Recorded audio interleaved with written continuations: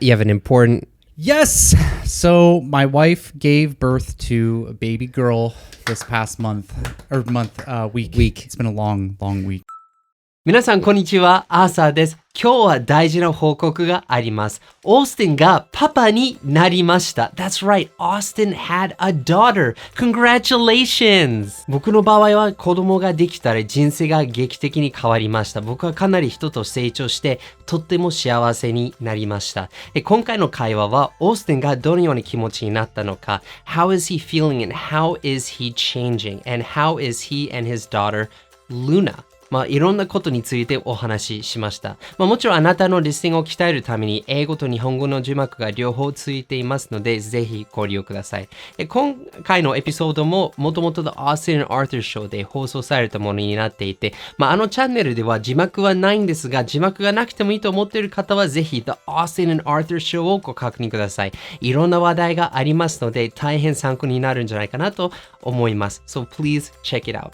他にオースティンと僕に話してほしい話題がありましたら、ぜひコメント欄でシェアしてください。And if you want to see more videos like this, ぜひいいねを押してください。And without further ado, let's get started. Speaking of born, cheers.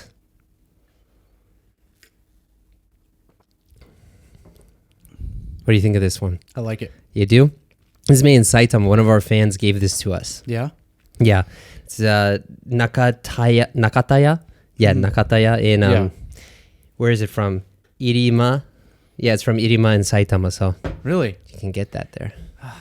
I still haven't been to Saitama. I've been to Saitama twice. Have you? Yeah. I think, I don't really travel around Kanto all that much. Like, I mean, obviously I've been to Chiba because, everyone's been to Chiba, right? Yeah, right. And then I've been up to Gunma. What is it? Is it Kusatsu? Is that the Kusatsu Onsen? Yeah. That's up in Gunma. So I've been there. And then Kanagawa. Okay. And then that's it. Yeah, so I went up to Saitama once for work. Yeah. And I went to the boonies. I went to a place called Kumagaya because Sumitomo Chemical has a plant there. Yeah, I actually have friends who live up there. Really? Yeah, up in Kumagaya. It's just fields, man. Yeah. He's shown me pictures. Yeah, right. Yeah.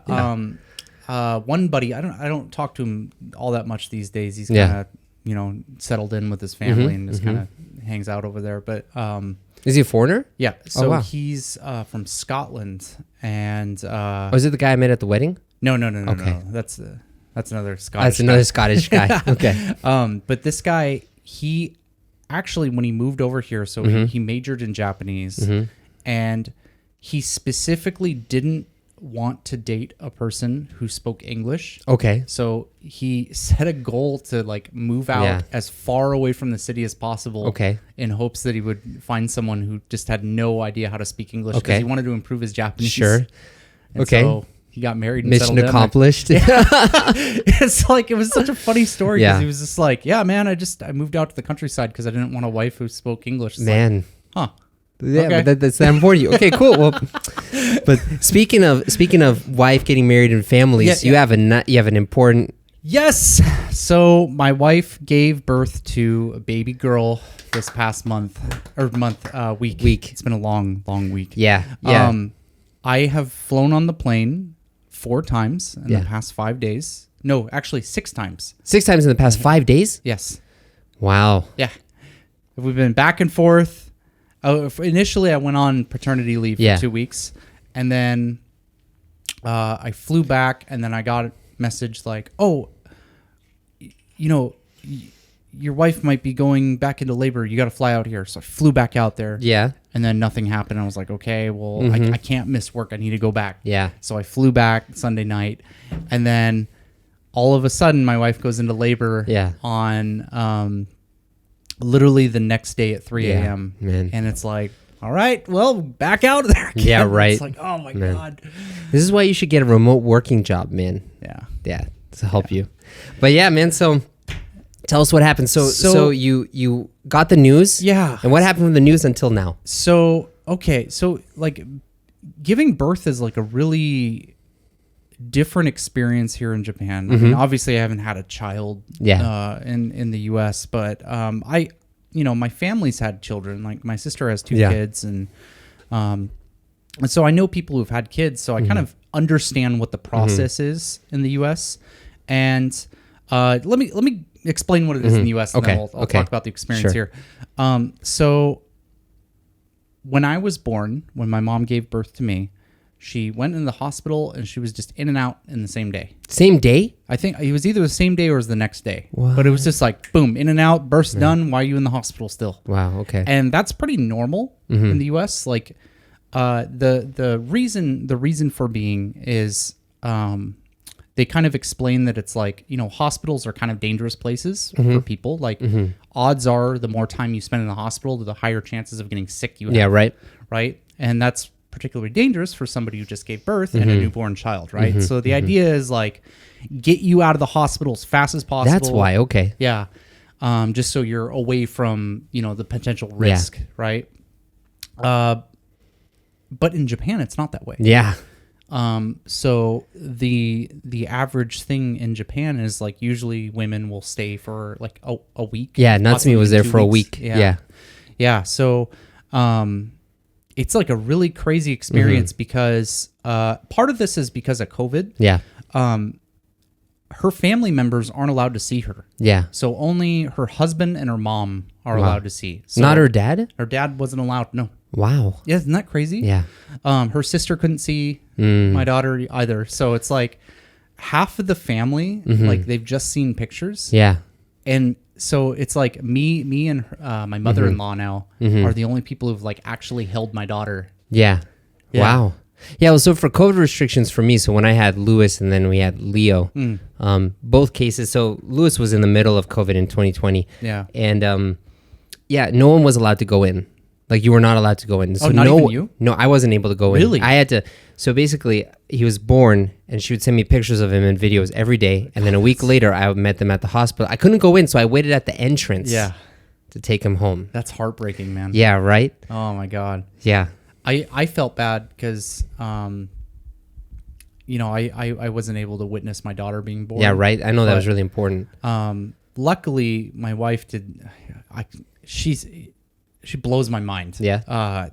How strong of a person she is. Literally minutes after giving birth, she video called me. What? And she's just like, "Here's your baby." Wow. I'm just like, dude, how do you have this? I know, right? So yeah, it was crazy. She was in labor for I think 17 hours. 17 hours. Wow. Like okay. And how heavy was Luna? She's a chonker. She is a big baby. She was born at 3,800 grams. Man. So that's 3.8 kilograms. Yeah. Which I think translates to something like 8.5 pounds. Yeah. Something like that. Yeah. That's a big baby. Yeah. That is a big baby. Yeah. 8 pounds. Yeah. Yeah. But she's really popular with all like the nurses right now. Like I'm because like she's all the way in Oita, so like I'm sure they don't get a lot of mixed babies all that often. So it's like a big deal. Yeah, it was like Lewis too. Like actually, so like Lewis was known as like the big baby because he was 3,900. Yeah, and then Leo was the same weight, so he became like the other big baby, And it's like, oh wow, he's just like your firstborn, Like they remembered him, Yeah. Man. Yeah, the doctor's wife. It's really cool. She gave birth at this like really small local clinic. Yeah. And so the doctor brought his wife in, and she was super excited. And actually, my mother-in-law kind of complained because she was so excited to talk about the baby that she kind of just talked to my mother-in-law the whole time. She's like, okay, that's great. Yeah. I'd like to hold my granddaughter now. Right. So she's like, she talked a little bit too much. Yeah. But it was super fun. I did not realize how much paperwork is required for babies. Yeah. Like what? Like so tell me about your paperwork process. I'm curious about this. So first of all, I don't really know what I'm doing, first of all. But also, like, in my mind, when babies were born, I thought it was just like, all right, cool. Yep. You just write their name on a little paper and be like, this is their name. They were a human being. We're done. We're taking our baby now. No. That's not how this goes. in true Japan style, there's a mountain of paperwork that is required to fill out to tell the world that you have a child now. And so I've just started approaching that. And actually, I have no idea what to do. Yeah. It's funny because in the States, right, I think it's the hospitals will give you a birth certificate. So that's the thing. I was actually explaining that to my wife's family is like, they were like, oh, yeah, you got to go register a baby in Kanagawa. And I'm like, what? Yeah. Like, usually when you're at the hospital, that's like one of the first things you take care of is the hospital will prepare the documents and then you as the parent just kind of fill out the documents at the hospital. Right. But you don't do that here. Yeah, it's funny because there's no birth certificates. They just have the Koseki Toho here, the family registry. So you actually, so what I had to do is within 2 weeks of Lewis being born, or Leo being born too, we had to, I had to go to the Kawasaki, Kuyakusho. Yeah. And I had to do like, what was it called? Shusan Todoke. I had to like declare that he was born. Yeah. And you have to do that two weeks, and otherwise you don't get like the benefits. So one thing that's great about Japan is like the children benefits. No, you get the benefits later. They get delayed. They're delayed. Okay. Yeah. Okay. I still got to get on that. But dude, Kawasaki's great. Kawasaki is giving us like $200 a month for Lewis still. Oh, really? Still. And he's almost 3, right? I think it's up until like 5 or 6 or something. Yeah. And then actually Yokohama is doing something new where they will continue that until they're even older and they get like free healthcare for a really long time. That's great. Yeah, it's great. Well, I think the copay is like 500 yen or something, but yeah. But yeah, so basically you have to do that. But then for me, the confusing part was actually what to do in the United States for declaring that I had a child. I have no idea what to do either. I'm assuming that I have to go to the embassy because I had to do that when we got married. I had to go register Yui as my wife. Yeah. And so I'm assuming I'm gonna have to go do that also. It's so for me because no one knew what to do. So I was just like, okay, I typed in Google Sensei, what to do when your child is born abroad, USA, and it showed me what it is, and you have to. It's called like a CRBA. You have to do a consular report of a birth abroad, a CRBA, and it costs $100. Fun. And you need to get the Koseki Tohon. Yeah. So you have to register at the Kuyakusho. Then they have to update your family registry, and then you can apply for the CRBA. Really? But the CRBA, you don't have to do that within 2 weeks. No. It's just if you want to get a passport. Yeah. You have which to do I have to because I'm going to Seattle. This summer. Yeah. And that'll take 6 weeks, by the way. Yeah. It was really funny because so you have all these steps you need to do, and then when one thing that blew my mind is you have to get a translation of your family registry. Like you can't just put in the Japanese form; it has to be in English. You don't have to get like a notarized translation. You can translate it yourself. Yeah. But I'm just like, well, it's the embassy in Japan. They should have people who speak Japanese there. Yeah. Huh. I know. So you have to translate that. So you have to bring that. And that's so weird. Yeah, and you have to bring the original and a copy of the original, which you have to do in Japan a lot too. But the thing that was interesting for me is like you have to go with your spouse. Or if you don't go with your spouse, you have to get a notarized affidavit. So like an official notary has to be like, and for that notary, both of you have to go there to get to the notary public to get the See, I do understand the reasoning behind that. It's to keep like somebody kind of skipping off with their kid and kind of, Well, it was so weird when I went to the embassy just the other day and like a month ago, and there was a sign that was kind of small, but it was up near the ceiling, and it basically said, if your child is notified for like being abducted, we can't give your child paperwork. Oh, of course. Because apparently like lots of mothers will try to like take their kids, Yeah, I heard. I mean, it's probably over exaggerating to say it's a big deal, but it's definitely an issue. Yeah, I know 2 people it's happened to. That's crazy, man. Yeah, but so you have all this process, and then when you go to the embassy, you can apply for a passport too, which costs $130. Fun. Yeah. Actually, it's actually something that just dawned on me the other day is Yui's got to get a new passport also. Okay. She changed her name to my last name. Okay. But her passport right now says her previous name. Yeah. And so we got to get that all sorted out. So it's like My next month is just paperwork. Yeah, pretty much. Yeah, just to tell you something. I'm not sure what passport you're going to use when you have to leave, but when we were going to the States, we used the U.S. passport for Lewis. First time, and it was a blank passport, nothing in it. Yeah. So when we went to customs and we presented the passport of Lewis's ID, they're like, "Okay, when did he enter the country?" Now We're like, "Well, he was born here." They're like, "Yeah, where's the documentation?" Yeah. It's like, says on the passport, yeah, but where's the documentation? We didn't have any documentation. So thankfully we had like a scan of our family registry that we showed them. Yeah. And after like 30 minutes of checking, they're like, okay, you can go. So be careful about that. So I need to bring documentation. Yeah, then. you need to bring it up. If you use the U.S. passport, Japanese passport's okay. I'll probably use a Japanese passport then. Yeah. Yeah. Yeah, dude. That was very surprising for me. Yeah. It's kind of like, when did they enter the country? It's like, Yeah. we are entering the country now. Yeah. So I'm kind of curious for you. So like when you went to the hospital and you saw your daughter for the first time, you held her, what was that experience like for you? You know, it's kind of difficult to put it into words, to be honest. Yeah. Like, I think I've mentioned to you the past couple months that like I'm excited to be a dad, but it kind of hasn't like hit me yet. Yeah.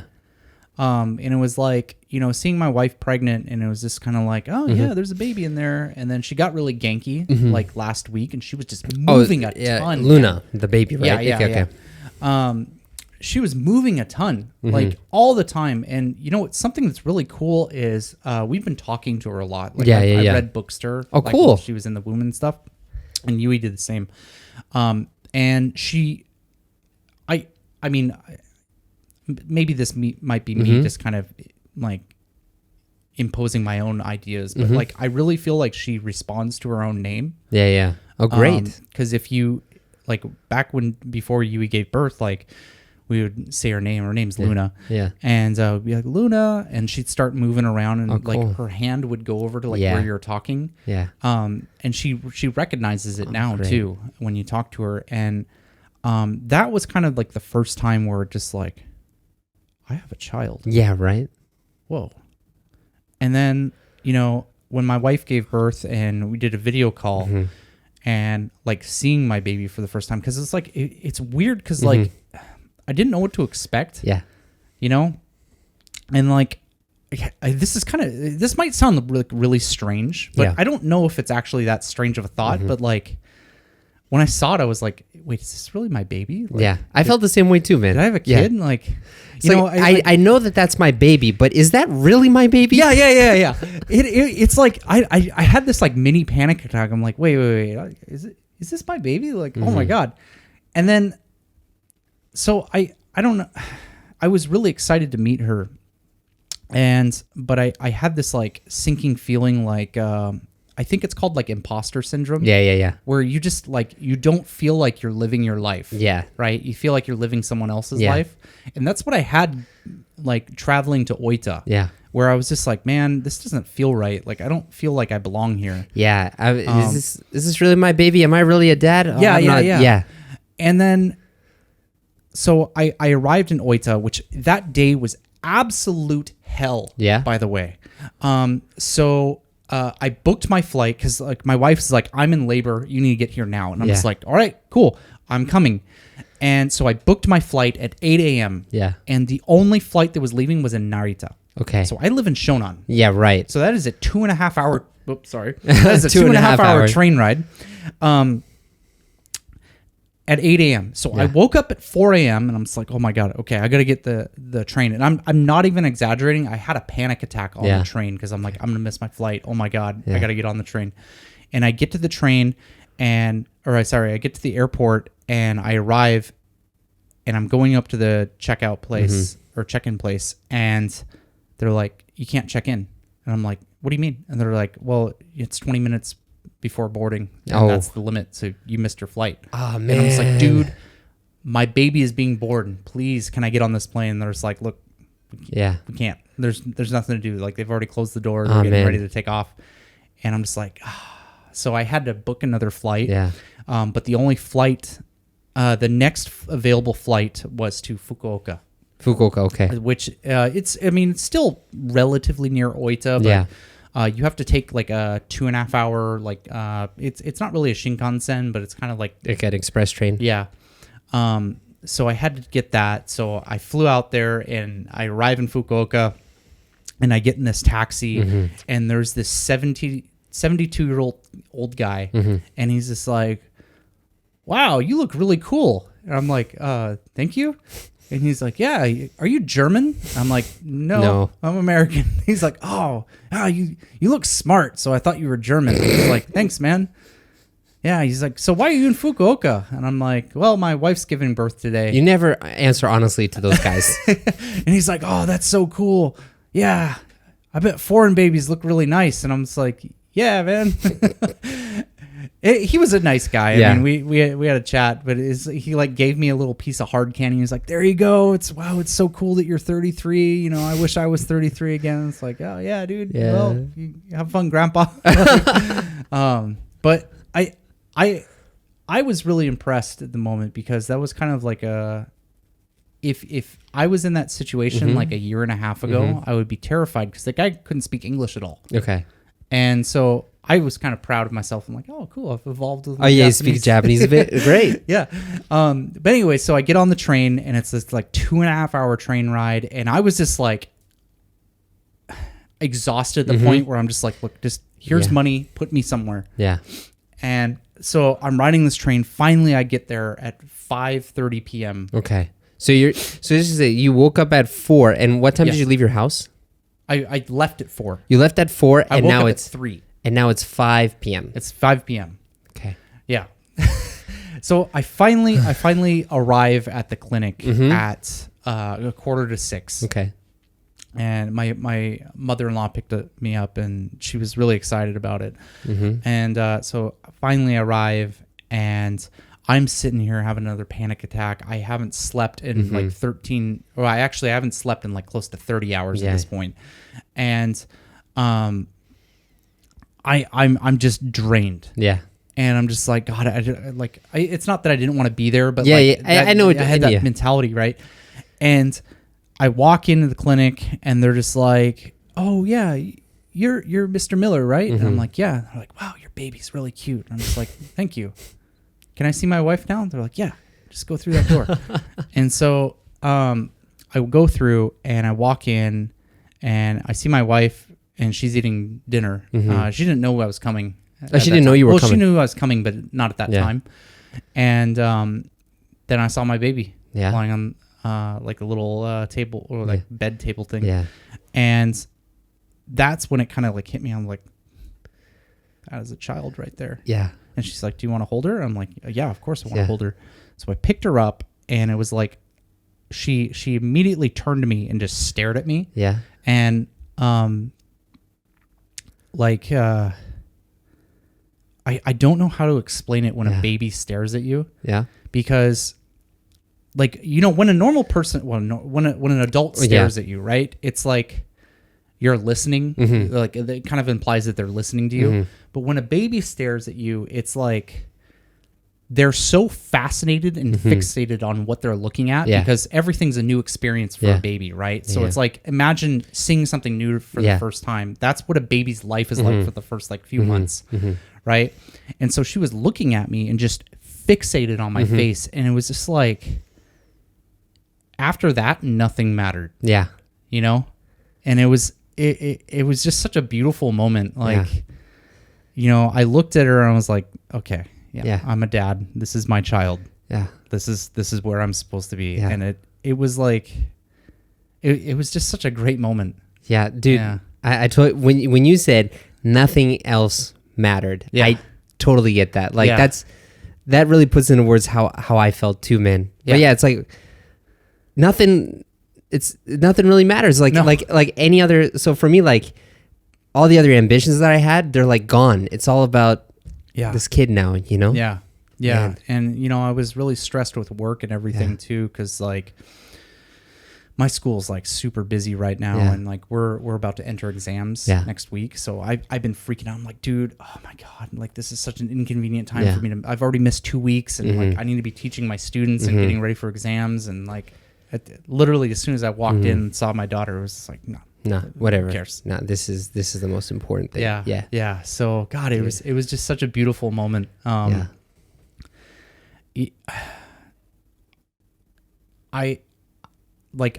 been watching like dad YouTube channels recently to kind of like, okay, here's how you take care of a baby as a dad, right? Yeah. And like I felt like I had a pretty good grasp on things. Like I watched some videos on how to like hold babies and stuff, and I'm like, okay, it's not too difficult. And then it's like, I don't know, like babies are really tough, but I feel like pretty much everybody who holds a baby for the first time is like, oh, yeah, it's like, don't want to hurt you. Yeah, right. Yeah, so I was that way too. I was really like cautious around holding my daughter, but yeah, it was really great. Yeah, man. I'm really sad though. I'm not going to see them for another month. So. For another month? Yeah, because they have to stay there. Yeah, she's not allowed to fly. Dude, that's really tough. Yeah, man. Yeah, so I haven't seen Yui in almost 2 months now. Well, I mean, obviously I just saw her at the but, hospital. She hasn't been here in Kanagawa for 2 months. Yeah. So I mean, it is what it is, but can you? So I know like plane tickets are expensive. Are you going to go back? Yeah, so I'm probably going to go back one more time because I'm going to go back with her. Yeah. So next month I'm going to fly out and probably spend a couple days with her family again. Yeah. And then fly back with her. Okay. Which is really funny because I feel like it's kind of weird when you're married to someone whose family isn't close by. Yeah. Because I feel like when you live or when you're married to somebody and they're like their parents live like in the same town or something, it doesn't feel like you really have a chance to like spend a lot of time with them. And what I mean by this is like, take this for an example, right? Let's say you get married to someone here in Tokyo or here in Kawasaki, right? And their parents live in, I don't know, Musashi Shinjo, for example. So that's like nearby, right? You'll like take your baby and you'll go with your wife to like visit them, but then it's like a visiting trip. It's like you're there for like an hour or two, or maybe you're having dinner with them, but you go home, right? But because my wife's family's from Kyushu, right? I have to like make the investment. And you experience this too with your wife in Niigata. You have to make the investment to go live with the family for a while. Yeah. So I lived with my wife's family for 2 weeks, and almost half that time she was in the hospital. So it was just me so it was just you parents. and them, right? Yeah. And I was so intimidated by this when I was flying down there because I'm just like, dude, like my Japanese isn't that good, and I'm going to be spending time with my in-laws, and my wife's not going to be there. Like, this is this is horrible. And you know what? I actually really enjoyed it. Yeah, they're really wonderful people, and it was kind of funny because my father-in-law, he actually got really sad when I was about to leave. Yeah, like. Oh yeah, because he's like the only guy in the family, right? Yeah, he's the only guy. So I've been kind of his drinking buddy for the past 2 weeks. Yeah. And so like, he's had a lot of fun, like, talking about his job. Like he's a civil engineer. He works at a quarry. Okay. So his job is like dealing with like dynamite and busting rocks and stuff. Oh wow, okay. So he's got a pretty interesting job, and I don't think he's really had a chance to really talk about it to anyone. Yeah. So he's been like really excited just talking about stuff. Yeah. And he was really sad when I was leaving, and I was like, oh man. Yeah, well, your relationship changes with your in-laws once you have kids, Yeah. I feel like that makes you guys closer. Oh, 100%. Yeah. But yeah, I mean, so for me, like my wife's family doesn't like talk so much. So for me, it was just kind of like I was doing my own thing. But yeah, it definitely, we got closer when we started talking more because we had kids, So I'm looking forward to seeing like how you guys develop your relationship. And I think you guys will be seeing more of each other because they're going to want to come and see the kids. Oh, 100%. Yeah. I think, I went to Oita for the first time last year. Yeah. When I had proposed to Yui at that point, and she made a notification like, hey, like we're thinking about getting married. So we went down there, and I'm a traditional guy. I like to go ask for permission. Like it just seems like the right thing to do, right? So we went down there, and Oit is a beautiful place. It's a really nice place. I highly recommend it. It's got tons of waterfalls. Like it's like the nature is just amazing there. It's just filled with like these really nice mountains and like farmlands and everything.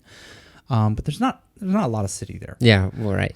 So when I first went down there, I was like, man, this is really like, it's nice, but it's kind of boring. Yeah.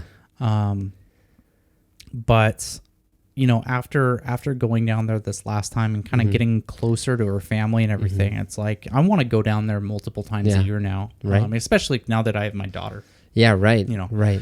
But or it might make sense for them to come and see you guys though, right? So like.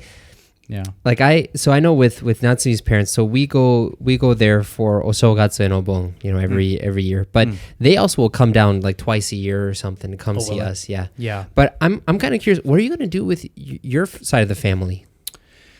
Yeah. So that's the other challenge. It's like trying to organize stuff to go visit my family in America. Yeah. So we're going down there this year in summer. Okay. So we're gonna fly over to Seattle, and I'm gonna spend a week or two over there. And so my parents will get time to spend with my daughter, and I'll meet my sister and my brother. And yeah. So like the thing for me though, right, is like, so the thing that the tension, not the tension in my family, but the tension within me that I have is, my parents want to see my kids, right? Yeah. But they live very far away. Yeah. And of course we can share things. And we ended up, after Lewis was born, we started talking once a week on Zoom, talking with them, doing video calls and stuff. But of course they want to come and see in real life, right? Yeah. And so finding that balance is tough. But dude, plane tickets are getting expensive. They're getting stupid expensive, man. So I think, what is it, up until 1 year old kids are free or something? 2 years old. 2 years old. Okay. Yeah. So I got 2 summers worth of free tickets for Luna. Well they're not free, they're just like super discounted. Yeah. So like because Lewis is now going to kindergarten, right? So we can only leave at specific times because we don't want to interrupt his school. Those tend to be the more expensive times. But so for me, Natsumi, Lewis and Leo, the 4 of us together, our tickets cost 60 万yen in total. Yeah. That's crazy. Yeah. So do that twice a year. Wow. No, twice a year is probably not something I can do. Right. I kind of had it in my head that we'll probably be visiting like once a year. Yeah. Kind of thing. Are you going to be visiting them in like summer or Christmas, you think? Probably summer. Okay. Just because I think it's the easiest. And honestly, Seattle sucks to visit in the winter. That's true, yeah. Seattle's just like a really boring place in the winter. In summer, the weather's actually really nice. Yeah. And it's not too hot, so I think it's a perfect time. Plus, dude, Japan sucks in the summer. Yeah, it does. It does. It does. Yeah. I shouldn't say that because it's just too hot. Yeah, there's a lot of stuff to do, and honestly, it's a really great place. And I live in Shonan, so it's probably going to be a really nice experience. But also, August sucks. Yeah, August is super hot and humid, man. Oh my god, it is so hot here. Yeah, I mean, so back when tickets were reasonable and it was just me and Natsumi with no kids, we would go like twice a year. We go summer and Christmas. Yeah. And now I'm thinking it's going to be only Christmas, because for my family, Christmas is a really important thing. Sure. We've always, since we were little, always the extended family has always come around and stuff, Yeah, same with us, actually. Yeah. So that's kind of like navigating that is difficult for me. I wonder how it's going to be for you, Yeah. My family's pretty spread out at this point. My brother lives in Woodinville. Yeah, so that's kind of like out in the countryside. Mm-hmm. My parents live in Edmonds now. Edmonds, okay. Yeah, so that's like... Not Bothell? No, they moved. Okay. They moved. Really bummed out. I really like that house. I grew up in that house. Yeah, right. They moved. They're getting old, and this is hard to upkeep it. Yeah. But yeah, so they moved to Edmonds, and then my sister lives all the way out in Ellensburg. Yeah. So... Dude, you're talking about like that's far, man. Like, I don't know. Ellensburg is pretty far. And then... yeah, but it's still the same state, though. Yeah. Yeah, and then my eldest sister, Carrie, she lives like near Oregon. Okay. Like I think, was it Battlegrounds? Is that the name of a town? Battlegrounds. Yeah. Dude, I wish I lived in Battlegrounds, Washington. It's not really an exciting place. No, but the name is exciting. It sounds really cool though. Yeah. But yeah, so Carrie and Chelsea are super far out, and my brother and my parents are probably like 40 minutes apart. Okay. So everyone's a little bit spread out. So it's gonna be a little awkward when I go down there because it's like you can't really see everyone all at once. You kind of gotta like hop around places, and Carrie will probably come up, but everyone else is just like, this is where we are, so come see us. And it's like, all right. Wow, man. Yeah. But I'll try to make it work. I mean, that's just kind of one of the sacrifices you have to make when you move over here. Well, and not specifically Japan, but move to a different country. Yeah, you kind of really have to accept away. the fact that you're just not going to see your family that much. Yeah. Which when you're single isn't really a big deal. Yeah. Because it's like, I mean, it's not that I didn't want to see my family, but I went a few years without going back, and I think that's pretty normal. Yeah, but now that you have a kid, right? But now that you have a kid, you can't do that because they want to see, they want to see your kid grow up and everything. So and you want your kid to have a relationship with them too, you know? Yeah. Well, dude, I mean, I'm sure. So we're talking about this topic now, but this is definitely not settled. I'm sure as Luna gets older, we're going to be revisiting this topic more and more. 100%, man. Yeah. And I'm curious because like you're kind of like in the stage ahead of me. Yeah, so I'm like 2 steps ahead of you. Yeah. Yeah. No, but what's crazy is like, so because like I have one son that's pretty much the same age as Luna, just 2 months older. Yeah. I have another son that's 2 years older. Yeah. And I kind of wish I had someone ahead of me that I could talk to, you know? It's like you're the dad senpai. I'm the denpai. The denpai. Okay, we should end this here, man. We're getting strange. Okay, I'll talk to you next time. See you, man. Well, how was it? 最後までご覧いただき誠にありがとうございます。あなたも英語が実際に話せるようになったら自分の人生が劇的に変わるでしょう。でもほとんどの英語を勉強されている方はフレーズ、文法をたくさん学ぶのですが、いきなり外国人の対面するってなると頭が真っ白になって言葉が出てこないという問題からなかなか抜け出せないんですね。具体的にどうしたら外国人と生の場面で実際に話せるようになるのでしょうか。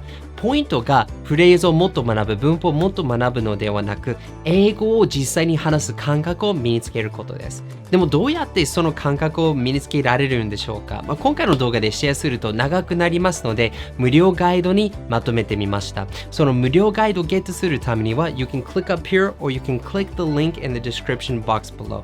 これも僕が今みたいに話せるようになった方法も入っていますので、参考になれたらとても嬉しいです。As always, enjoy your English adventures. 一緒に世界とつながりましょう。See you next time. Bye!